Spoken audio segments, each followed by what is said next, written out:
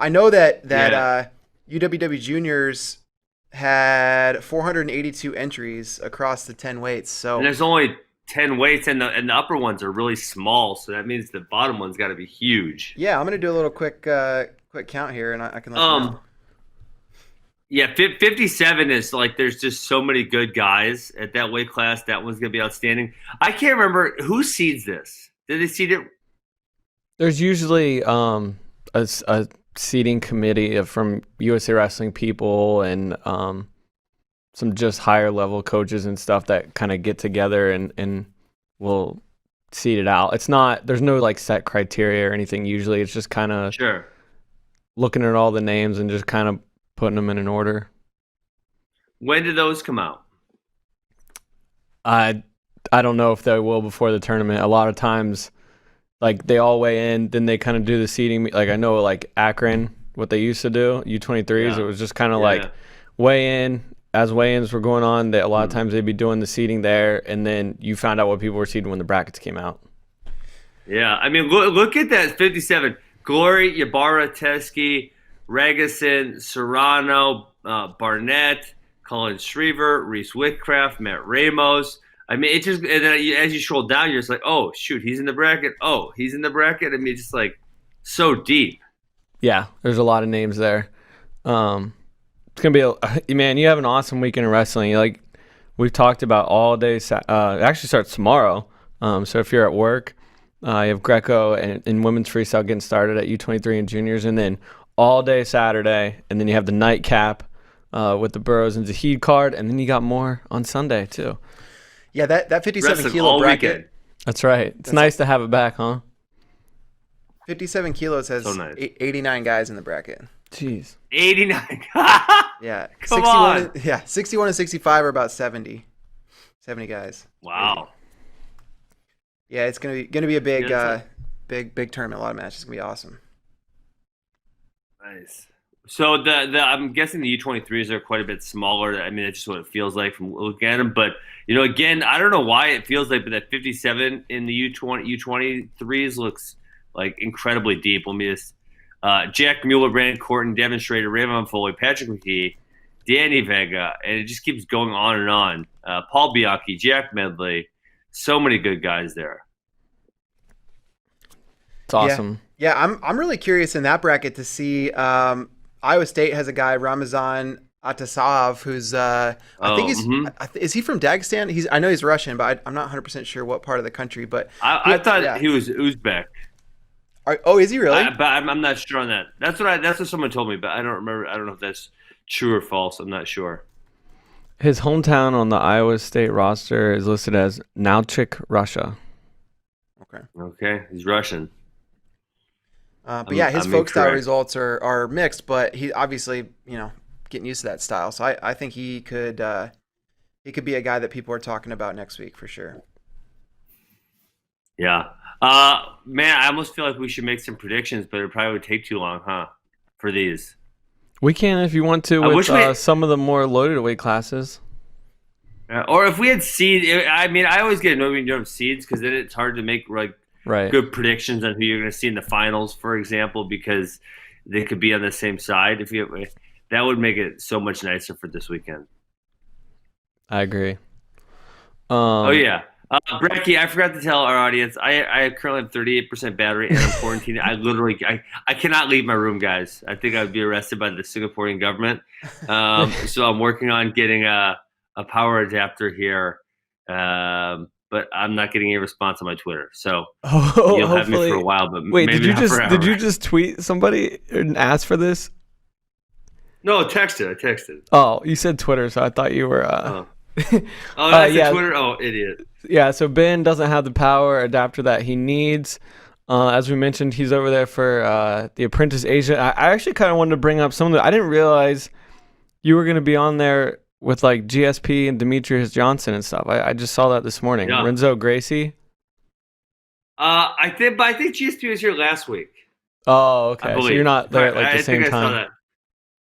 I don't think he's still here. I don't know that for sure. I know I saw pictures of him last week, so I'm going to guess he's gone. DJ, I'm not sure. I think Henzo and George St. Pierre were here at the same time. I don't know if they were on the episode together or what the deal was. Gotcha. What about Sage Northcutt? What do you think about that guy? He's super nice. Tyron brought him in.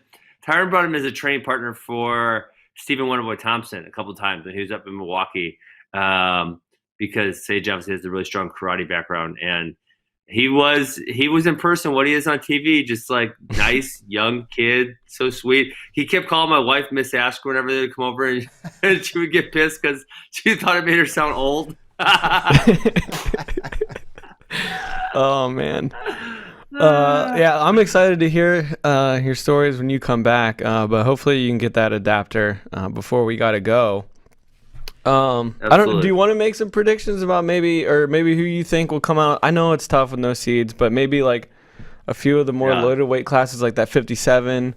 Let's do 57, 60, 165. Maybe those would be probably the three deepest ones at the U20s. I mean, for me, the most interesting thing for some of these is like, you got Jesse Mendez, and see how some of these younger guys do. Yep. But then some of the other guys, like a Dylan Shaver, Angelo Rini, who were really good in high school, or say Noah Certain, but you kind of have forgotten about them a little bit because they were redshirting and, maybe they weren't as active or whatever. Yep. I'm always curious to see how those guys do. But if I had to pick somebody in this bracket, it's really hard to pick against Patrick Glory, number one, and then the other guy, obviously, just because of his standout performance very recently, is Dylan Ragusin. Those would be the two that I'm like, I think they're the favorites. Yeah, I totally agree with you there. I think I would lean Glory, but as we saw with Ragusin, I mean, he was beating established senior level dudes. But yeah, I would lean Glory. Bray? Yeah, I think Glory. It's hard to believe that he's still junior eligible because he's had so much success at the NCAA level. But those. He's already had 2 NCAA seasons, hasn't he? Yeah. Right. Yeah. But he went right away. I mean, those Ivy League guys, they often go right away. So, he's just so he's so seasoned by those 2 NCAA seasons that I think Glory just has a big edge. I don't know. I'm picking Glory to win this thing too. I agree with you guys, but I don't know though. Ragusin.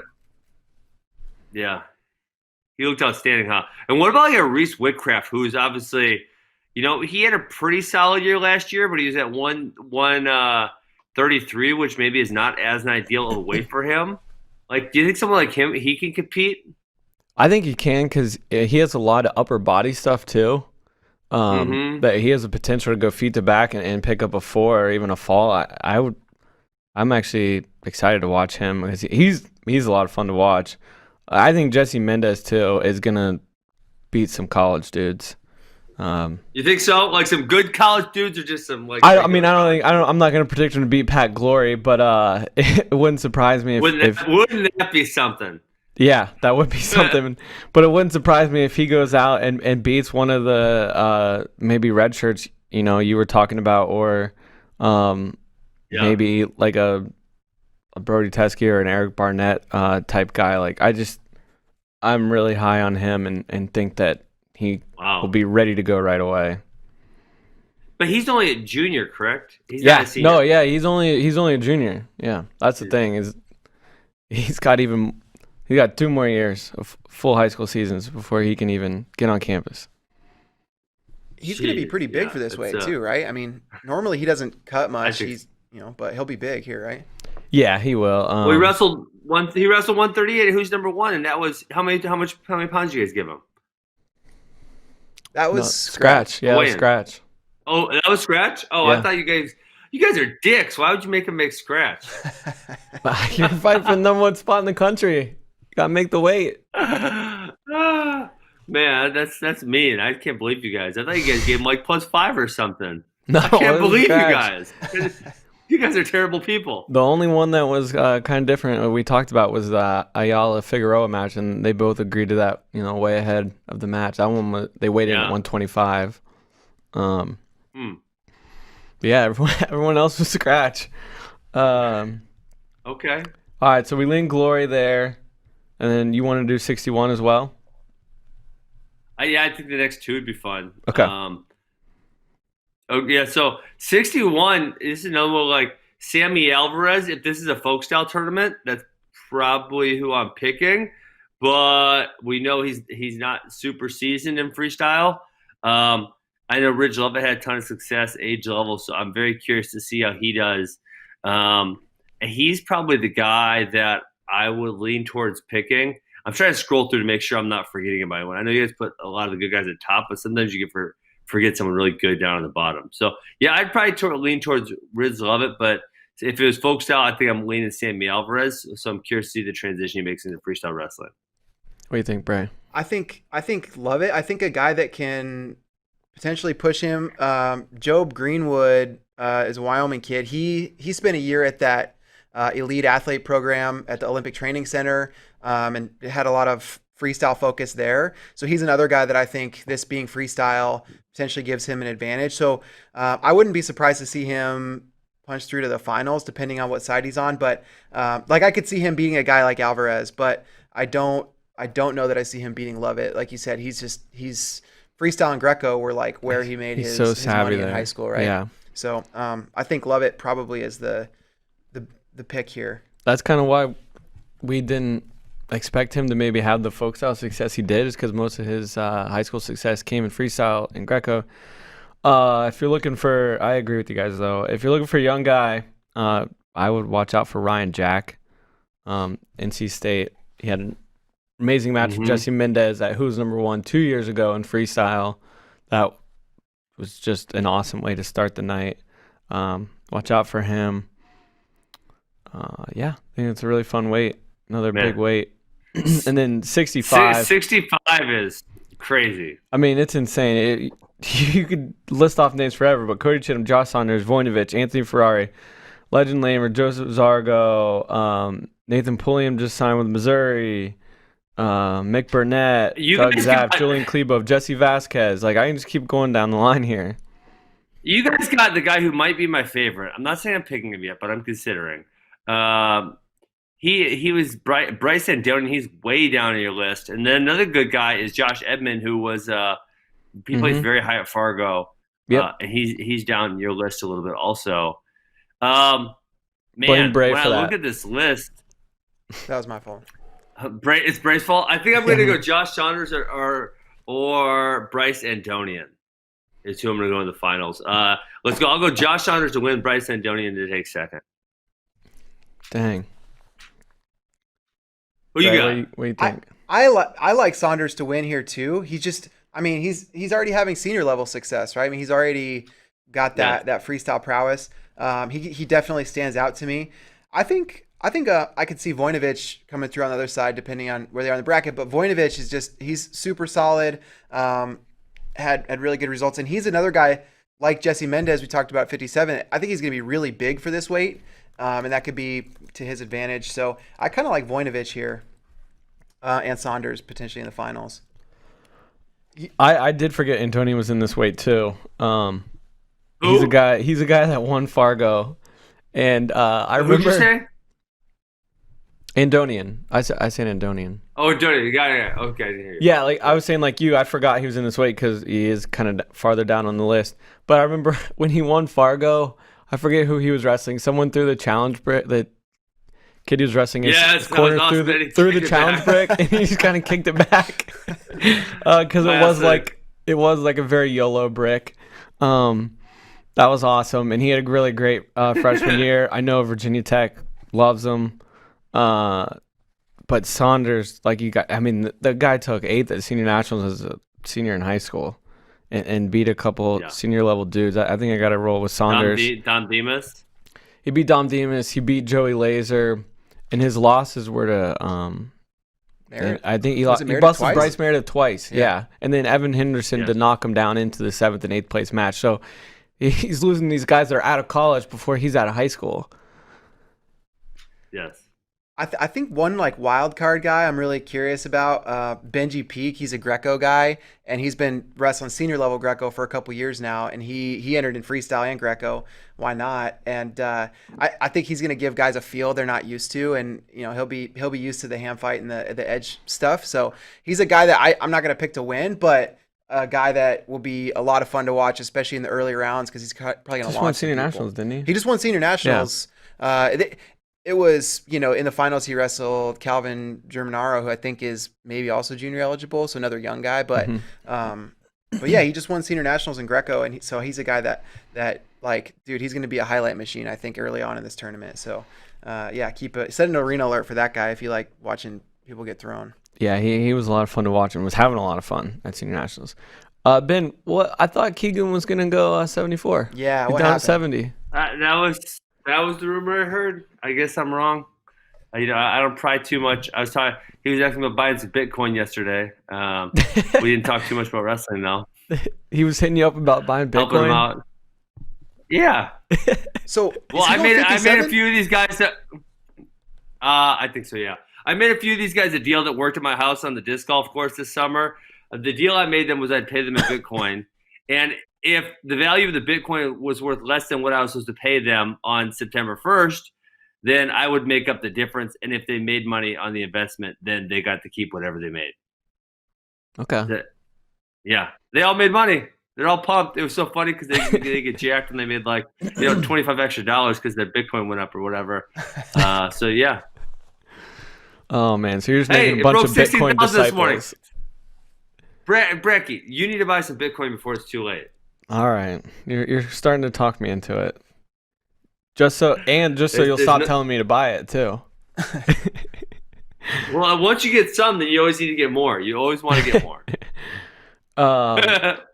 Do you want to talk about anything else at 70? I mean, I think Keegan 70 is not very favorite. Deep. Yeah. 74 is got some pretty solid guys. But none of them are as deep as those first couple weight classes. Okay. Those first few weight classes seem to be quite a bit better. Agreed. You wanna move on then? Well, I think that transitions Kyle Valencia made it to Arizona State, as did Richie Figueroa, which you guys were all very, very skeptical that was actually going to come to fruition. And it did. Yeah, it was. So yesterday was National Signing Day. We kind of mentioned it on FRL, but it's the first time the class of 2021 can make it official and sign their national letter of intent, which is like agreeing to their scholarship amount and all that stuff. They send it into the school, and then the school can officially announce them. The coaches can finally talk about them and all that good stuff. And with Richie, he committed. I looked it up on like FRL, like 300 some. Almost literally 2 years to the day. It was November 13th, 2018 that he committed, and he was a freshman at the time. November? Wow. No, whatever. Sophomore, right? Sophomore, yeah. Sorry. And so he committed there, and I mean, we've had him listed as a Arizona State commit this entire time, and then Tyler has a graphic here. He tweets this graphic out.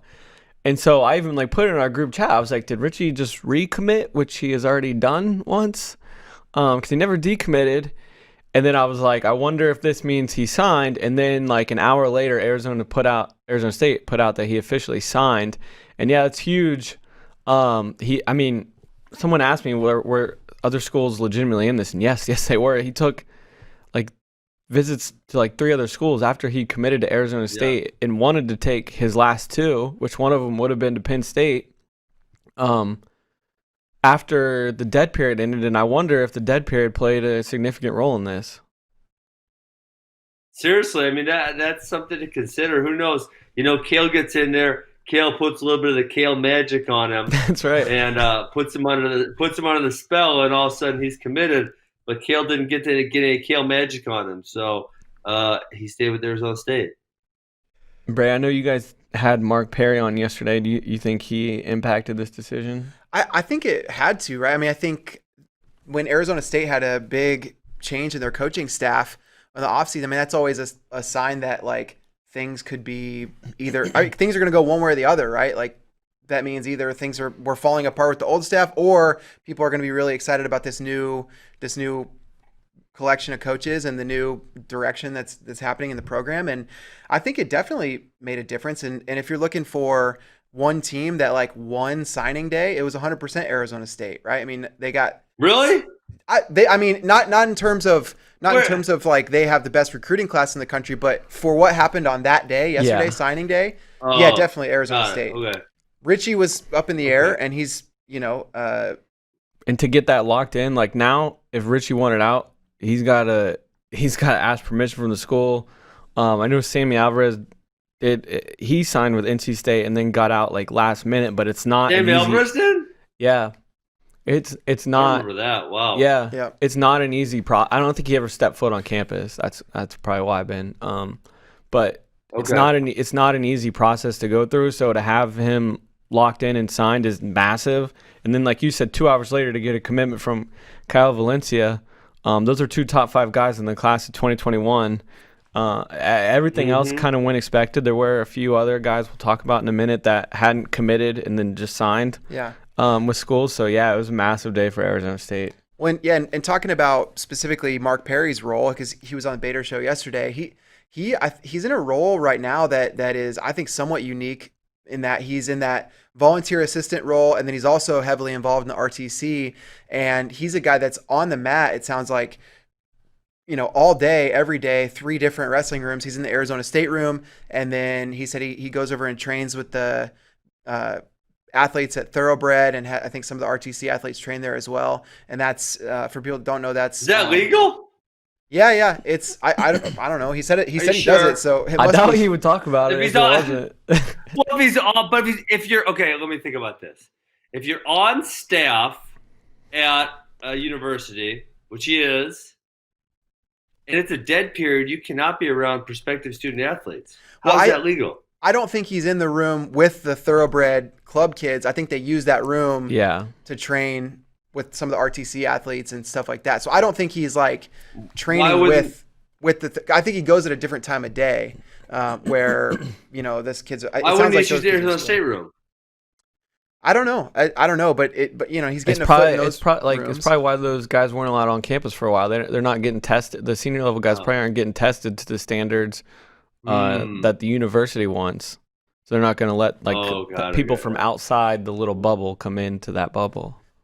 And then he's also sense. I think involved with training some people at MMA gym there where Henry trains, and so he's in a really unique role, and at Iowa he was just focused on that RTC, and so didn't have his foot in the college door like he does here, and so I don't know. I think he makes a big difference, and when he kind of gets focused on training one specific athlete, usually the results are really positive. Yes. Going back to Jesse Delgado and Imar and all that. So Imar. Yeah, I think it's really good sign for. I think maybe these athletes see that, not just him, but Frank as well, and the whole staff. I think they see what's going on and they're bought in, and I don't know, could be a really good sign. Yeah. So huge day for Arizona State yesterday. I know a lot of people, when they see a sibling commit to a school that other siblings have been to or are still at, like they might be like, whatever, like that was expected. But I think Kyle was absolutely entertaining other options, and it was not a foregone conclusion that he was just going to go to Arizona State. So really big day for the Sun Devils. A couple other kind of surprises, I guess you call them. Number 37 on the big board, Brandon Hosselton, wasn't committed previously and signed with Campbell. So that's a really good upper weight for Campbell. And then number 38, Jake Evans from Elyria, Ohio. Again, wasn't previously committed, then signed with Indiana. That's an Ironman finalist. That's a really good Indiana, really small class, taking 2 guys, but they're both top 100 guys, and Henry Porter with Gilroy as well. So nice little class for Indiana there. And then how do you pronounce the name? I don't want to get it wrong, Bray. Oh, Kayan Short. Yeah. How do you say it? I think it's Kayan. Kayan? Yeah. Kayan Short, number 79. He's a Assembly, Minnesota guy. He previously wasn't committed and then committed to Wyoming yesterday. So a big border for Wyoming. Do they have a couple now? Yeah, they do. Aiden Noonan, kid out of Iowa. He's a 132 pounder. So he's also on the big board. And then Bryce Doffin's like just outside the top 100 too. So another really good class for Mark Branch at Wyoming. He keeps doing really good things there.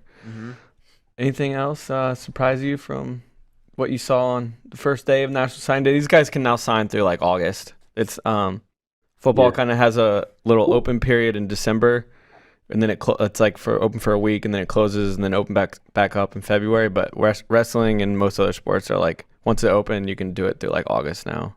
Really? I thought wrestling was open and closed for a week, and then you had to do it later. No, I looked at the. It must have, because I looked at the dates. I was looking at the dates the day before it started. Yeah, and it was a pretty big time frame. Yeah, those were the big surprises to me, and I mean, it's always nice to see schools that you don't necessarily expect like pulling in these kids on the big board. So Indiana, right? I mean, they've been in that kind of rebuild mode for a while. Great pickup there. Campbell is just now starting with a new coaching staff, and I think they're obviously already bringing in Hazelton's a really good get there, and Wyoming had a big coaching change in the offseason as well, as Ethan Kyle was kind of the second man there for the longest time. Now he's coaching at Stillwater High School, and so just you never know exactly what the recruiting. Wait, Ethan Kyle went back to Stillwater, Oklahoma? Yeah, he's at Stillwater High School. Wow. So Stillwater High School must have a big budget to hire college coaches like that. I think so. Yeah. That must be subsidized somehow. When Stillwater, they care about wrestling, Ben. John W. makes people care about wrestling. And they somehow get everyone's siblings to move there. I mean, if you think about over the course of the last 10 years, how many different siblings have moved to Stillwater High School? It's freaking insane. The Rogers, the Deeringers, the Ferraris now. Moran moved there. Yeah, there's been a whole bunch. So many. So the Ferraris are in Stillwater? Yeah. Yeah. Taking over Stillwater. Taking over Stillwater. Hey, did his beef with Gable Stevenson continue? I don't follow these guys on social media. Yes, it did actually yesterday. Yeah. It got. Please inform me. It just kept going in our Instagram comments. I think we posted something because AJ entered. It's on Instagram, bro. Oh, okay, Instagram. Because they got it going on multiple platforms. Yeah, it's a cross-platform beef. I think we posted something because AJ entered U23s, and Gable said like something like, "I didn't know it was picture day for my son," or something like that. And then Ferrari said something about how he would kick his butt on or off the mat.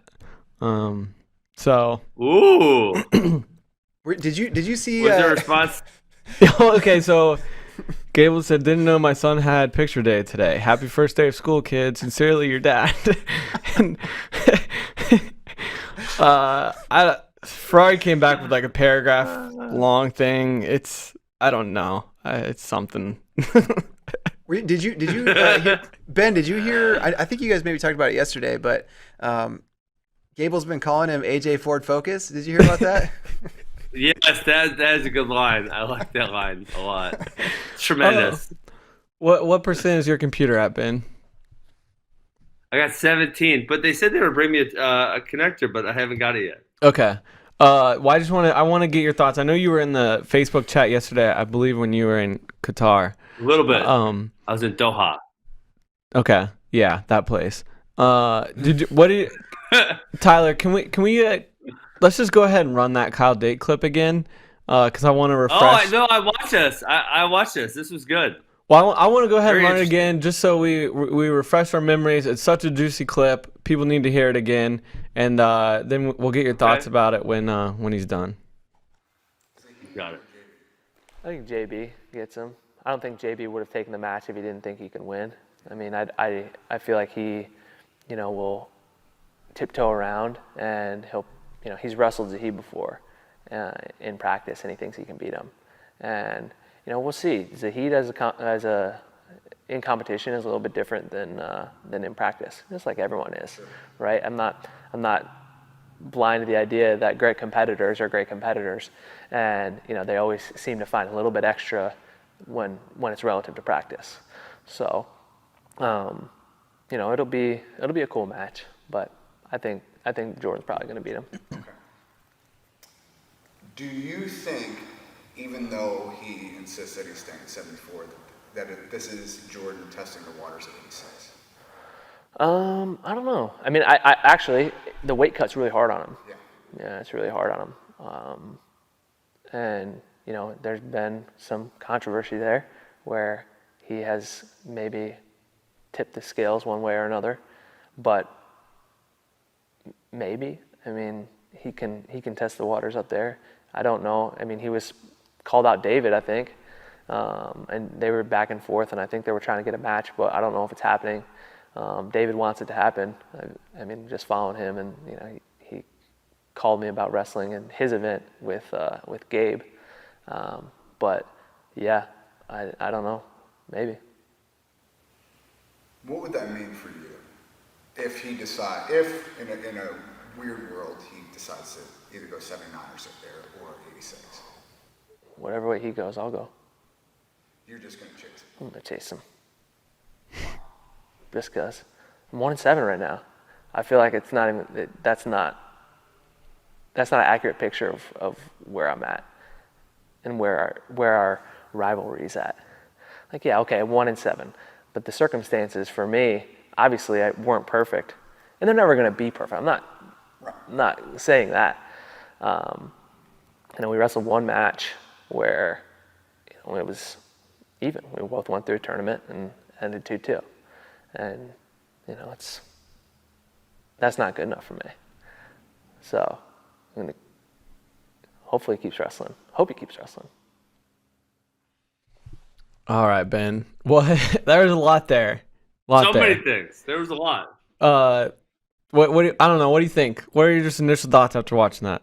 Well, I think he got the same inclination that I do, that Burroughs is considering to move up. Then I found it totally fascinating to say that he was going to chase him because he was 1-7. I found that to be very interesting. So those would probably be the two most interesting tidbits from it. I was kind of confused in the beginning because he was saying he's got JB, but then he said Zahid's different than he is in practice. So I don't know why he went to that. He was going to pick Jordan. That seemed kind of strange to me. Yeah, but overall, very awesome piece. Real quick, I know Christian seemed to think that when you said JB was moving up to 86, were you saying that for Olympic trials or after Olympic trials? I was saying it for now. For right Olympic now. Trials. You think Olympic trials he's moving up? Listen, if he beats Zahid and he beats David in November and then December, which the David match is probably not happening now. Right. So, right. But if that were to happen, say he beats both those guys, yeah, I think there's a possibility. We've alluded to how tough it was making the weight for him. Kyle Dake talked about how tough it was making the weight for him. Yeah, I think that's definitely something he was considering. If he doesn't get the David match, I don't know that he risks it. But I think it's something that he was thinking about. Dang, I always took it as it would be after the Olympic trials. Well, afterwards, I think he would go 79. I mean, that would make a lot more sense. That's probably like an ideal weight class for him. Yeah. The thing about Dake picking Burroughs and then saying like Zahid's different. I felt like Dake was saying he wanted to pick Burroughs just almost to like, and the way he explained it was to almost like minimize what a win there would mean, right? Like to say like something about Burroughs wouldn't take the match if he didn't think he could win. That seemed to me a little bit of a jab at Burroughs. Like, yeah, he'll win because he should win because, and I know that Zahid, will feel different than he felt when Burroughs felt him in practice. But I think Dig is saying Burroughs only took this match because he felt something in practice that indicates he's going to be the guy that's going to win. That's how I took it. Interesting. Yeah, obviously it bothers Dig that he loses these spots to Jordan Burroughs, but it clearly really bothers him that he has a losing record to Jordan. Yes, he probably has crazy. Because he probably doesn't have a losing record to anybody else. But it clearly really bothers and sticks with him. I don't know. That's interesting. Yeah, I wonder. I mean, funny. Dake, he's so good at he's so willing to engage in like the kind of the trash talk, the that kind of stuff. But the way he speaks, it feels like so much of the way he thinks about his legacy is oriented towards Burroughs, and I don't know if that's because he's really good at maybe trying to sell that future match, or if he really does think about his career as one oriented toward Burroughs, and is he really gonna no matter what way Burroughs goes, he's following him, he's gonna chase him? Is it that important to Dake? I mean, it sounds like it is. Is that a good thing? Yeah. I don't know. We talked about that yesterday. I don't think it's a good thing. Definitely not a good thing for America's team. It's not a good thing for America's team. It's proven to not be a good thing for Kyle Dake. He's 1-7. Yeah, I don't think it's a good thing. Mm-hmm. Yeah, that would be man. I wish we could just get them to wrestle right now. Don't you? Yes. Yeah. Absolutely. Yes, I don't think it's gonna happen, but that would be tremendous. All right. Well, speaking of Jordan Burroughs, we've talked about that match extensively, and we've talked about a few others on the card, but we have not made picks. So we need to put our money where our mouth is and make picks for Saturday night. Okay, because I got 11% left. Okay, I was gonna brought me a charger yet. I was gonna ask for an update. So we'll kind of go through this kind of quickly, so you can at least get your picks in. All right, so we'll go in match order. First match tonight: Kyvan Gatson. Colin Moore is 2-0 against Gatson, but their first match was like a 1-point match with 10 seconds left, and Colin kind of pulled away a little bit. Senior Nationals with a few turns on top. You see it going any differently, Ben? Colin Moore looked outstanding at Senior Nationals. I don't think it's I don't think it's gonna be any different. Yeah, I lean the same way, and it was crazy because Kyvan looked awesome heading into that finals matchup. But I'll go Colin Moore here. I'm going Colin Moore as well. Go ahead, Ben. Sorry, I was just saying. Yeah, he was so impressive in December, or not December. What damn month are we in? October. All right, so we're all on Colin Moore there. Match 2 at 62 kilograms. Kayla Miracle, Ana Godinez. Both these ladies were top 10 at Worlds last year. Miracle finished 8th. Godinez 10th. What you got, Ben? I got Kayla Miracle. I think she's one of the up-and-coming stars for the American team. I'm picking her. Yeah, I do too. She's been cadet world medalist, junior world medalist. She's been on senior teams a bunch.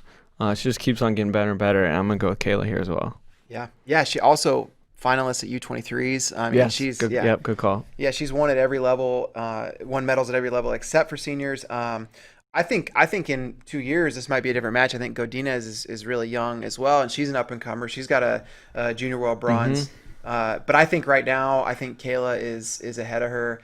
And Godinez may never catch up. I just, if she is going to catch up, it's going to take a little bit of time, I think. And I think Kayla gets it done here.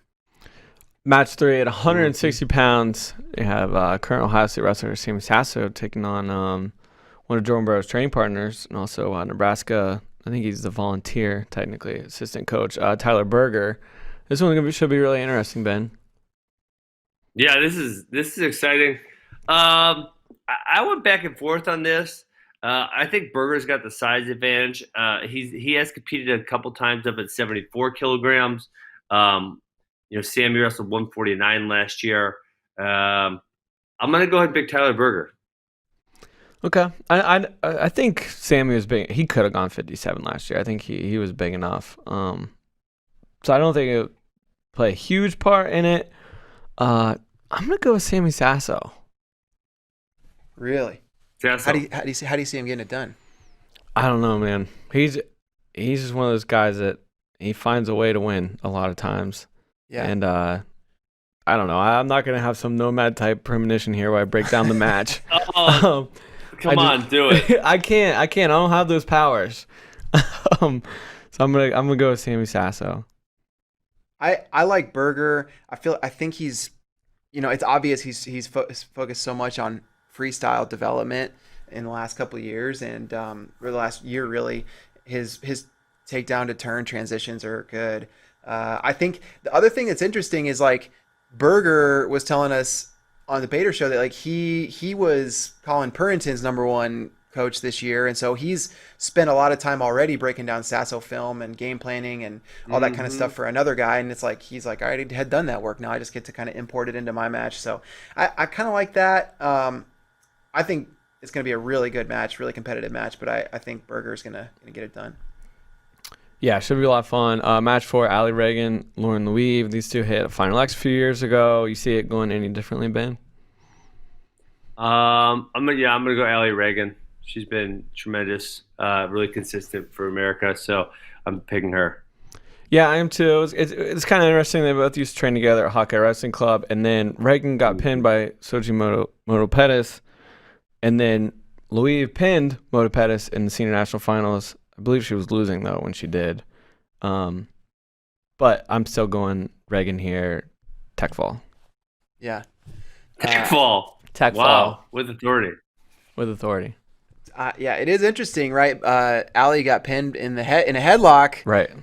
Louise pinned XMP in a headlock. So, yeah. Headlock time. But yeah, I think headlock Shep Talk time. Could be headlock Shep Talk. What if we brought we had no fans except for Robin Ficker. Robin Ficker. Yeah. Tremendous idea. No fans but one. I think we should. And do he just picks one person to cheer for in the match, and then just heckles the other person. It'll be hilarious. Yes. Oh my god. Great idea. Maybe we actually get a heckler for each team. Robin's got the huge advantage, but who's the heckler for the other team? I don't know. We'll do some research and figure it out. But just listen. Don't tell CP the plane ticket's on me. So just listen. Contact Robin Ficker. I'll wire you some money for the plane ticket. Don't tell CP. He'll never know. And then Robin Ficker will just be there causing hell. It'd be fantastic. Unfortunately, he is in the Facebook chat right now, so he likely heard this. Christian, don't tell him. Whatever you do. Facebook, do not tell Christian. The biggest Greco-Roman match of the year. D'Angelo Hancock, Alan Vera, #1 at 97 kilos, taking on #1 at 87 kilos at 103 kilos. Ben. So I was very confused. I was listening yesterday. I think it's right when I had to log off to go catch my plane. Is the size really that different? I don't think it is. I don't think it's like Vera is big. I mean, so it's not, but what are them wrestles? What are their weight classes? Tell me what their weight classes are. 87 kilos and 97 kilos.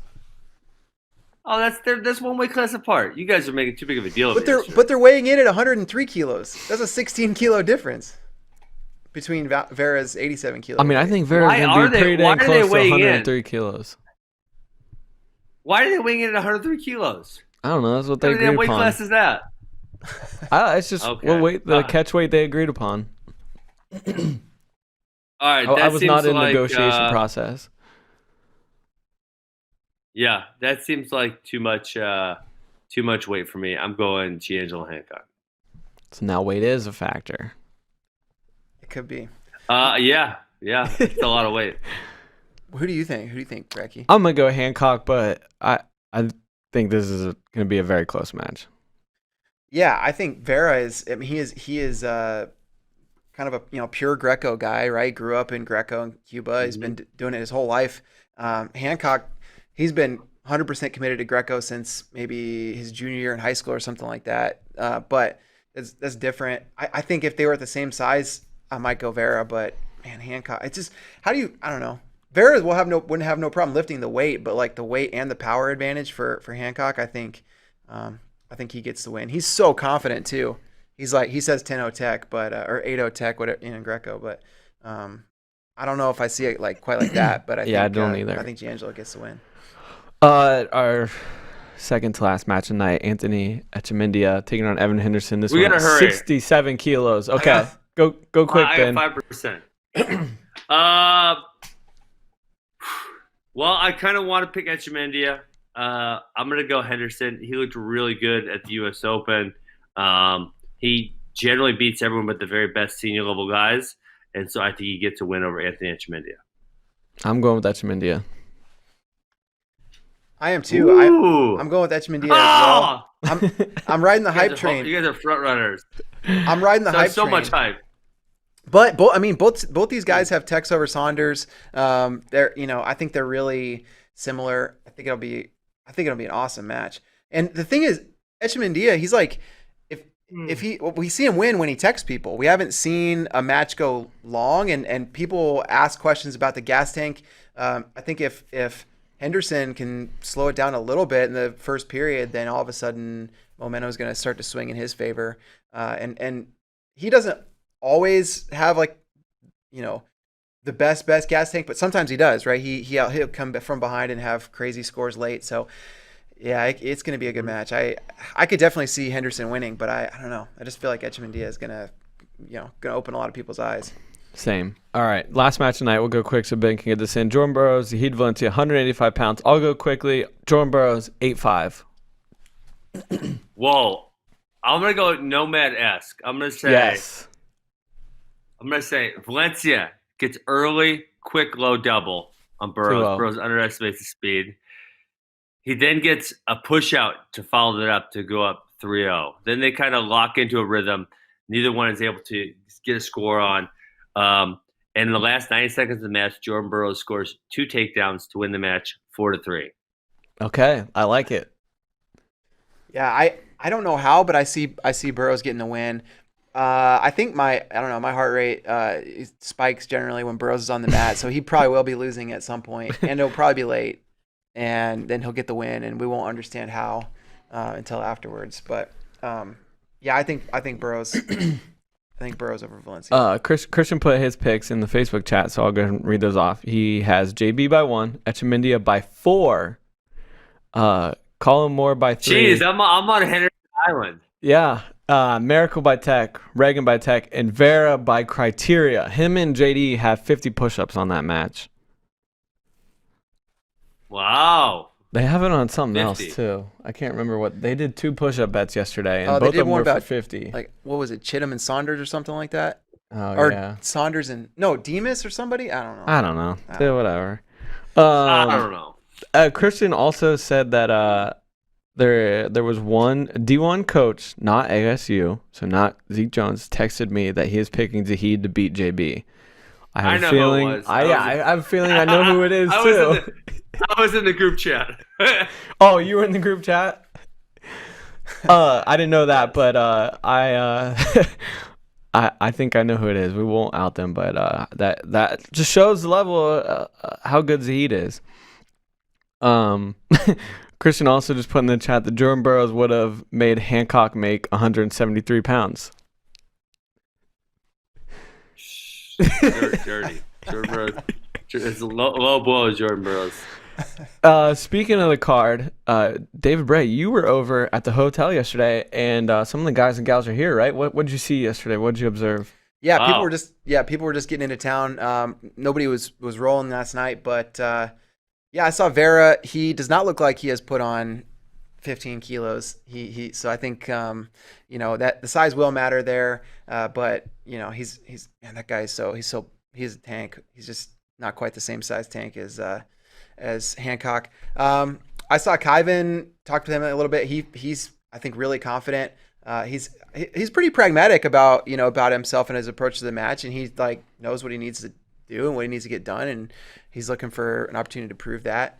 I think that one of the big takeaways talking with Ali and Kayla was just what energy it feels like there is around that Sunkist program in Arizona State with the new coaching staff and with Molinaro and Perry, and I think they feel like they have not just them but like the whole senior level kind of women there in the program feel like they have like a really great situation where that Mark Perry element is consistent from what they had to Iowa, but there's also just a little bit of new life and a new perspective, just having other coaches in their ears and just getting kind of access to more high level instruction. So yeah, Yeah, I'm gonna go check the door. They told me it was here, so unless they got it in the wrong room. All right, I'm gonna stay on. Go. Cool. Yes, I think that is that was really interesting to me. Just hearing from Allie and Kayla about their transition down to Arizona State. That's partly what makes me think that these recruits that are committing are seeing things they like. They're hearing voices and perspectives that they like. Man, jackpot! What service? Yeah. Look at this! Look at the tremendous service. Hurry up and get it plugged in before you die. What percent are you at? 3. I also just want to let you know, I know you were worried about having low energy here because you're really jet lagged. You've been great. Man, I'm feeling it. I got a brain fog. I don't know if you guys, how many times you guys gone overseas? But there's like something about being jet lag tired that is like, it's different than any other kind of tired. It like makes your brain hurt. I don't know what it is. It's really weird. Yeah. I've actually not been overseas. Bray have, right? Yeah, over a few times, and yeah, jet lag is it's weird, and man. It comes in a wave too. Like you'll be like, oh, I'm good, and then all of a sudden it's like just washes over you. It's crazy. Boom. Yes, and it's like so weird. Okay, I get to stay on the whole show. Tremendous. What else we got to talk about? Heck yeah. I don't think I had anything else in the doc. If you wanna, we have some good questions. If you want to get to those. Yeah. Oh no! What about your alien hour, Bracky? Oh yeah. Good call. Seriously, good call. Thank you. So Ben alerted me to this. One of your AWA parents, I think, told you to relay the message about Gravity Hill. James Moody. Thank you, James. It's really, it doesn't have as like deep of a story as some of the other ones, but it's kind of creepy. And something I want to go check out someday. So it's called Gravity Hill in Pennsylvania, which I learned that there are actually 3 of them that this strange occurrence will happen on. There's one in Bedford County, Pennsylvania, I believe Lewistown, and Pittsburgh area. But we need to hit up Keith Gavin. If Keith Gavin seems like an alien guy, I bet he's been to Gravity Hill. Yeah, if he's doing what did he do? That like massage thing that you were telling us about? Reiki, yeah. Keith Gavin's awesome, by the way. He's They didn't touch him. He paid $80 and they didn't even touch him. Can you believe it? What a dummy. Oh man. He did it for the experience. It's just one of those things to say you did it. Wow. So yeah, there are multiple Gravity Hills, not just Gravity Hill, but and I really didn't understand how it worked until reading the article and watching some videos. But you go to the bottom of the hill, and at the Bedford Hill, the one in Bedford County, they actually have it marked on the road, like start here. So you go to that point, and so you are facing down the hill, and you put your car in neutral, and it will begin to go uphill. And weird. I mean, I read like 6-7 different articles, watched a few videos. There's really no good explanation for this. And I'm not smart enough to figure it out. A lot of people suggest that, or not a lot of people, one of the theories is that it is Ghost pushing the car. Which is pretty... What? Yes, Ghost pushing the car. And one apparently is near a railroad crossing, and supposedly, this is terrible. I don't know if it's true, but supposedly a school bus was hit by a train, and some children passed away, and it is the children pushing the car. What? That's got to be a lot of kids because cars are pretty heavy.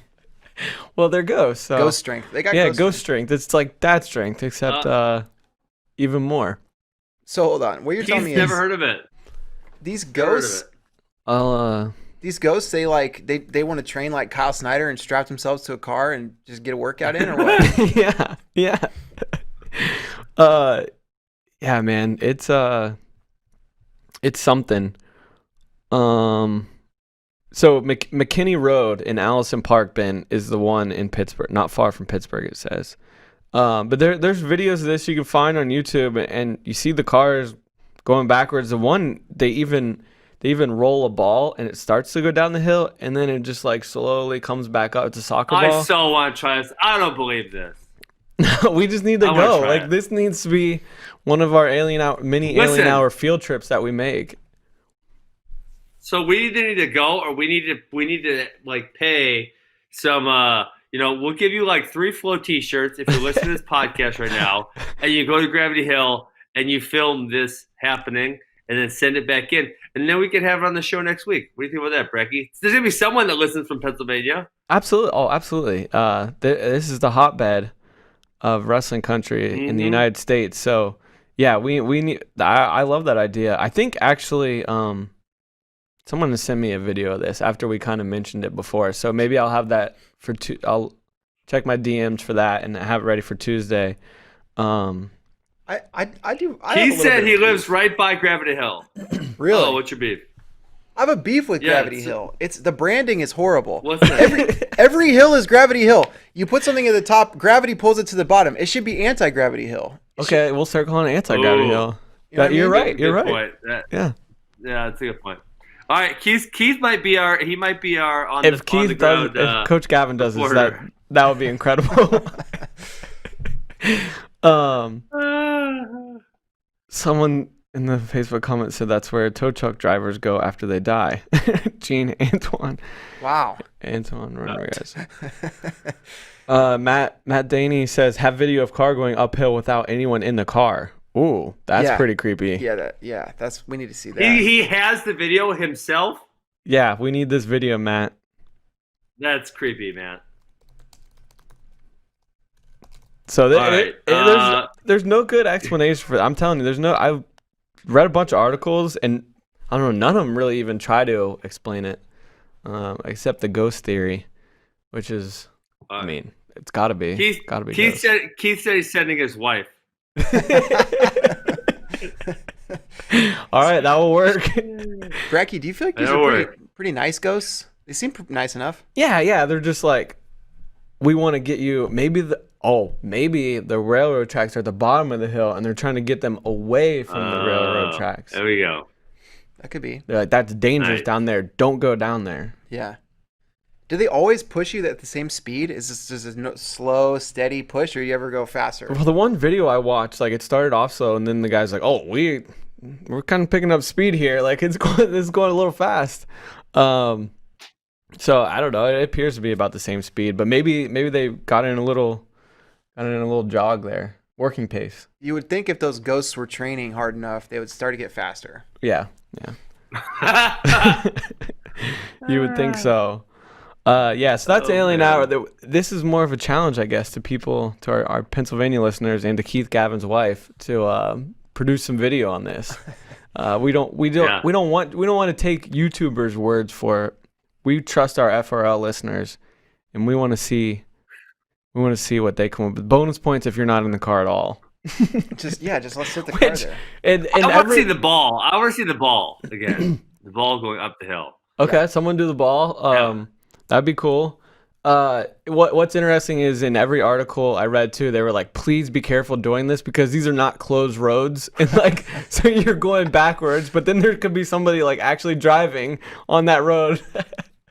Like the one in Bedford County is kind of like out in the middle of nowhere. And it was like, but there are families that like live out on this road. So like, just please stay out of their way. Oh my gosh. Okay. So we can get to questions from friends now. CJ Kemp, frequent FRL questioner.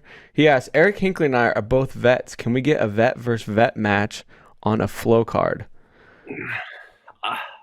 I think this is really simple. CJ, send us a good enough promo of you and Eric on video, and we'll play it. And if it entertains us enough, we'll put you on there. Yeah, I know. I don't know if he means like veterans division or actually veterans, because I know Hinckley did serve. From watching his videos. Older people. No, I think that's probably what he means. But it'd be even better if it was a veterans match. Yeah, there you go. I mean, I think here's the problem, CJ.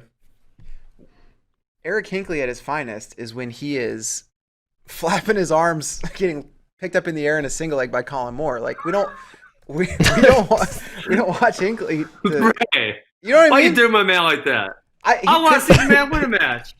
I want to see the man wrestle the best in the world. That's what makes Eric Hinckley special. He's laying it on the line against Colin Moore. And so what if it doesn't go his way? He's doing his very best. And that's why I like Eric Hinckley. Same. He's a man. That was mean though. I don't know what's mean about it. Thank you for your service, Eric. Happy belated Veterans Day, and possibly you too, CJ Camp. I'm sorry, I just don't know if you served. The real Avery Lynch. Will there be barriers at this event? Why or why not? There will not be barriers at this event, and it's simple because they don't. The people putting on this event don't have the same vision as we do. Why not? You're putting on this event. I'm not the one pulling this. Listen. Here's the deal. Don't tell Piles I'll wire you some more money and you can put up barriers. I'll send you Bitcoin. If you don't like the wire, I'll send you Bitcoin. All right. Listen, if it was up to me, we would have drywall everywhere. Pay a construction crew to come outline the mats in like those plastic barriers. Yeah. I don't know how much a hotel would love this, but you know what? Go ahead and roll that clip, Tyler.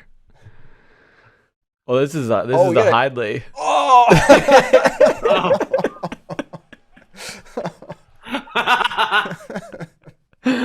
Oh man.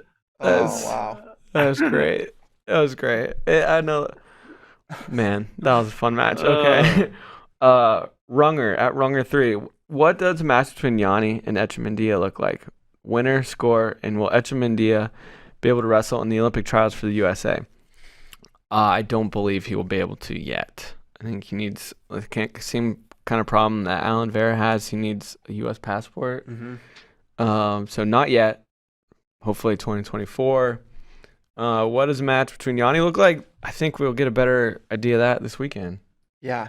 I mean, total clash of styles, right? I mean, Achamindia is like power, probably one of the most powerful guys at 65 kilos, and Yanni, one of the craftiest. So that's such an interesting clash of styles. I don't know how that goes. Ben? Yeah, I feel like I haven't seen enough Achamindia to make a good decision. I mean, obviously beat up on Josh Saunders, but what senior level guys have we seen him wrestle, or even high level junior, U20s? And I don't think I've seen any of them. Yeah, he wrestled Voinovich in the Fargo finals. Hey, did he ever go to U20 Worlds or something? Like, do we have video of that? No. Mm-mm. He never went? Because he said he was like a bunch of time national champion in Cuba, right? Yeah, but as we know, with Alan Vera, they don't always send guys, even though they make a team. Yeah, people, there are all these like kind of legend stories of Achamindia like beating YBR in Cuba and like knocking off these tough guys, but not getting the nod to represent the team. So I don't know. The thing about Achamindia is like he has wrestled senior level guys. I mean, that's how they train in Cuba. I think they're all in the same room, training together. So I don't think it'll be unfamiliar to him to wrestle guys that are at that level. But yeah, the question of how he performs in a match, I think is different. But I don't think he's going to have, an adjustment period to the physicality or to the senior level the way a lot of guys do. I think he'll be senior level ready pretty much right away. Man, I haven't seen YBR wrestle in forever. I miss him. Can we get him on an event? That would be awesome. Oh, that'd be so good. Yeah. Seriously, get him in the 150-pound tournament. He'll do it. Wait, don't think we haven't talked about it. Seriously. I don't know what the travel restrictions are right now, but it would be awesome. Tony Feliciano, Tony Tone 414. Not sure if discussed. I think he's from Milwaukee. I think I know this guy. Okay. Not sure if discussed. Will blue chip or high level recruits skip college until COVID situation is over? Train hard and compete at senior level to save eligibility. If no more waivers are given for athletes, coaches won't have to force out senior athletes for scholarship money. Well, it's really funny because a whole bunch of guys did go ahead and, like, I don't know if you call it gray shirt, Kyle, but they didn't enroll starting in September. And now you're seeing some of those guys going ahead and they're going to enroll in second semester because this year's not going to count against their eligibility. So I thought that was really unique how that happened. Yeah, we should have brought that up. Braxton Amos was one of them. Joey Zargo too, right? They were both in the same. Yeah. They were last year's class, or class 2020, but didn't enroll and sign because of everything that was happening because they didn't want to lose a year of eligibility. But now that they have the safety blanket of this year doesn't count, they went ahead and signed yesterday. So yeah, they'll be. We could see Braxton right away. Yeah. So I don't think we'll see this. I get your point, Tony. But I don't think we'll see this because I mean the only I have thought of, Kyle, is like, and Max and I haven't pulled the trigger on this, but creating some type of gray shirt program, and this would be like the ideal year for it because a lot of the guys who are high school seniors right now, they essentially missed like a 9-month window where they're not getting any recognition from the college coaches because they're really not able to do anything. And so this would be the perfect year to create some type of gray shirt where those guys who then graduate in May or June, they could stick around and train for another year and compete in the summer stuff and then probably some open tournaments or something and then look for a college the following year. I think that we'll see like kind of different versions of the gray shirt. I think, the Ivy League schools are in a position where they got to get their kids in and out in 4 years. So maybe they, postpone that a year. Maybe more kids do that at the Ivy Leagues than maybe they would have in the past. One thing I think that we'll probably see for the next few years as a fallout from this extra year of eligibility that could help some schools with the financial aid piece is a lot of guys like not enrolling for a fall semester and only enrolling for the spring semester. It could be a way to kind of spread out that scholarship dollars and balance those books a little bit. So I don't know. I think we'll see that kind of creativity maybe a little bit more than we'll see just straight skipping a year. But I think there will be some of that. But you're going to see guys start to get really creative about when they're in class or when they're in school, when they're not, and of course they have to figure out the clock stuff, the 6-year clock and all that. But it's going to get interesting. Agreed. Weathersfield Wrestling. Is USA Wrestling planning on having the Schultz and Farrell tourneys for Olympic trials qualification? They aren't listed on their site. I don't think so. What was the only thing left to go before Olympic trials before everything shut down was just last chance qualifier, right? Mm-hmm. NCAA's, because the champion qualifies, and then the last chance. So I don't know. I think the only thing that they would probably have would be last chance at some point. Yeah. I'm curious about Pan Ams in the past. If you won a Pan Am championships, or if you qualified the weight for the U.S. for the Olympics, then you are automatically in for the Olympic trials. And obviously the Pan Am Olympic Games qualifier already happened, but they could have a 2021 Pan Am championships. And I don't know if that event would be grandfathered in. I know, Anthony Ashnault took advantage of that Pan Am championships. He went, wrestled at 70 kilos and won it.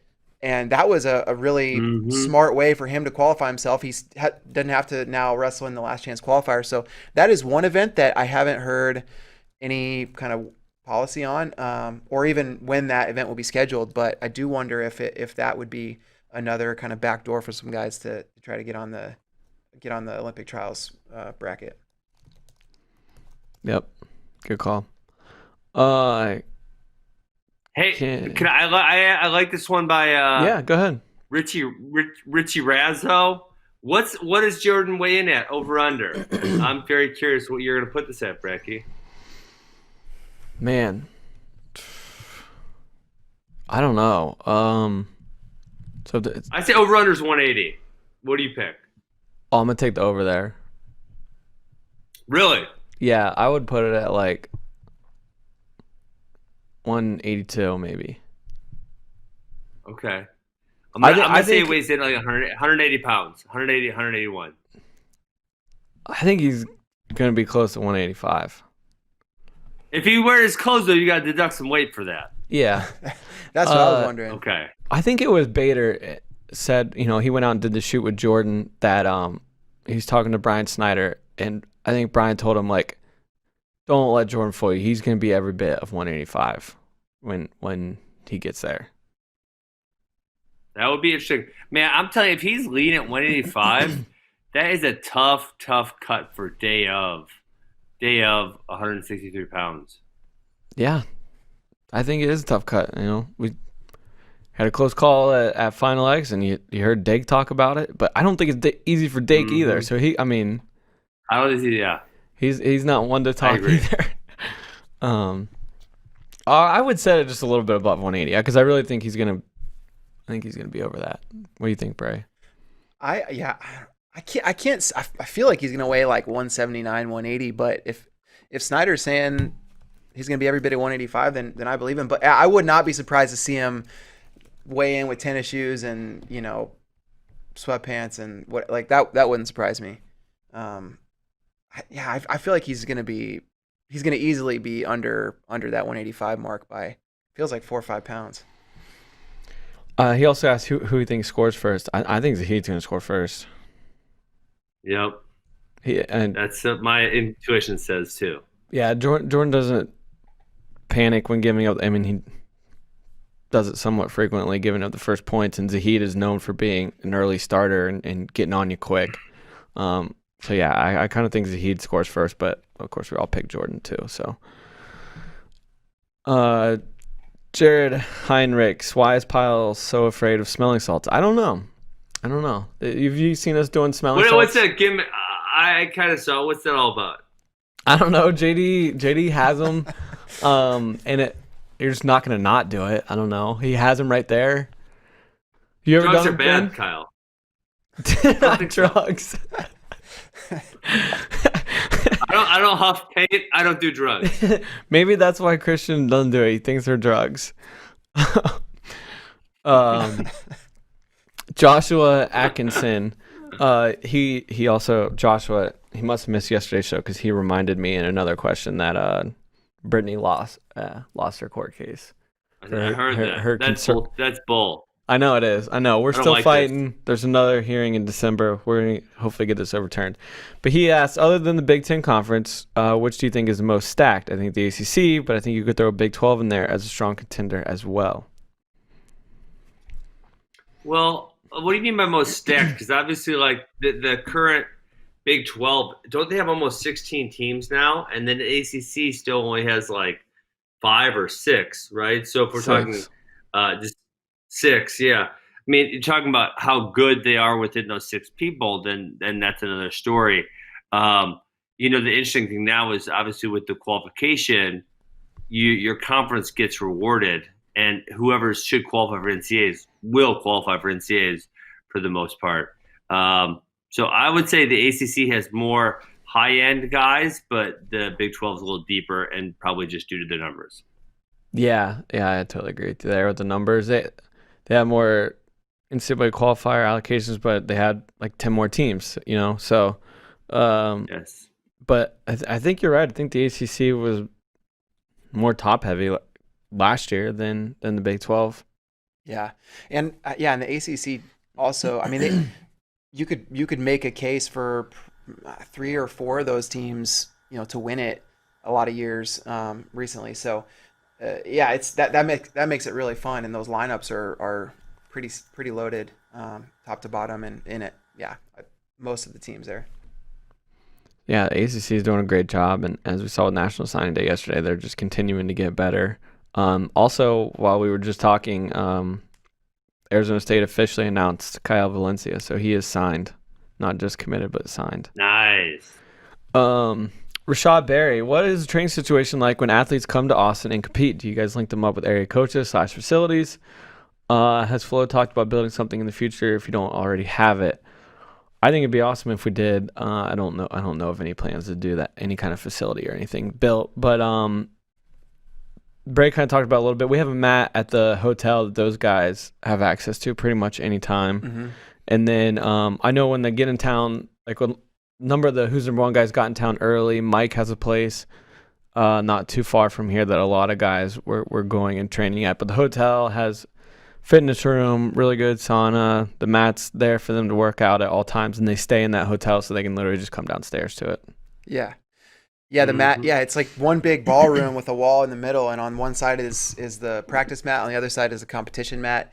And so, that practice mat, they just sign up for time, so they make sure it's not too crowded, and then they can get there whenever. But yeah, that sauna is pretty nice. Best sauna ever. There are, there a lot of times, like all the guys on the wrestling team be like, "Hey, I'm going to the Omni," and you have to like clarify, are you going there to like, get interviews and like workout footage, or are you just going to use the sauna? Most of us, I think, have done both. Like, yeah, no, I'm just going to the sauna. That's it. It's great. That sauna is so fantastic. All right, we'll do 2 more here. Dan at dank_922. My coworker is a big hockey fan, and I keep trying to get him into wrestling. He says he doesn't have the same intensity as hockey. Is there a clip that I could show him to change his mind? Something to ease the transition, something with boards. Yeah, I think we got something here for you, Dan. No! And, here we go. Going again. I like how Dan built the story to get us to show that. Dan, that was beautifully done, Dan. I think too. I mean, Dan. Yes, well done. Dan's friend. He might not realize too that in hockey that the athletes don't have access to the announcers, but in wrestling occasionally. That's true. In wrestling, sometimes they do go into the announcers table. So his friend might like that. Yeah, his friend might like that clip as well. Tyler. Possibly, maybe. Man. Okay, we don't have that one. Last one. I think like if you're ever having a bad day, you should just have that saved on your phone and like, just like if you're sad about something, flip that thing on, and then you're just gonna be happy. Like that thing makes me smile every single time, without doubt. Tom Bradley, Yusuf Amida, thank you for your service. You guys are making my day multiple times. Thank you guys for hating each other and trying to injure each other. I want to. Oh yeah, here's the other clip. Sound on. Straight on double. Come on. All right. Here we go. You guys still here? I really think I'm gonna try to. Ben dying laughing is hilarious. I want to mess with the FRL intro and try to get those two things into it. I might take some time, just abandon the content that I'm supposed to be doing and work on that, because that seems like it takes precedent right now. Yeah, you guys need to have a rule where like employees at Flow get 20% to do their own time, whatever they want, and that should be whatever you want.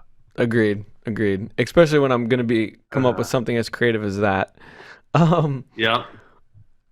RJW, last question. At Rush66 CRP, is it possible that at Ben Askren is partially right about JB at 86 kilograms from the standpoint, if JB knocked off Valencia and DT but then lost at Trials of Dake, could he petition a special wrestle off 86 kilograms? I do not think he can do that. Yeah, I don't know what that question is about. I am right, but I don't know what that question is about. He's saying, can he go? He's saying, all right, I'm going to test waters at 86, okay? I wrestle Valencia, and then I somehow get this match against DT. But I'm still not sure, so I just play it safe and go 74 at Trials. But then he loses to Dake. Can he then request a special wrestle off at 86? No. He cannot do that. You have to be like injured. Like there's like a certain criteria you have to meet to get that special wrestle off. As we learned with Kyle Dake and Alex Deringer. That whole doctor's note fiasco we had a few years ago. That led to Final X Round Rock, which was awesome. Yes. All right.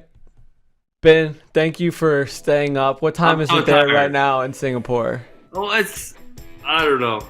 You don't know. It's like 11 p.m. or something there. Midnight. Oh my gosh, it's midnight. Midnight almost. Ben is in the future. Hey, we got some fantastic wrestling. So much good wrestling starting tomorrow. UWW Juniors and U23s. Sorry, lost my train of thought there. In Omaha, women's and Grecos tomorrow. Freestyle Saturday, Sunday. Valencia, Burroughs cards Saturday night, 8 p.m. Eastern. You don't want to miss it. We'll be back Tuesday to recap all the action. Thank you very much for listening. We'll see you then.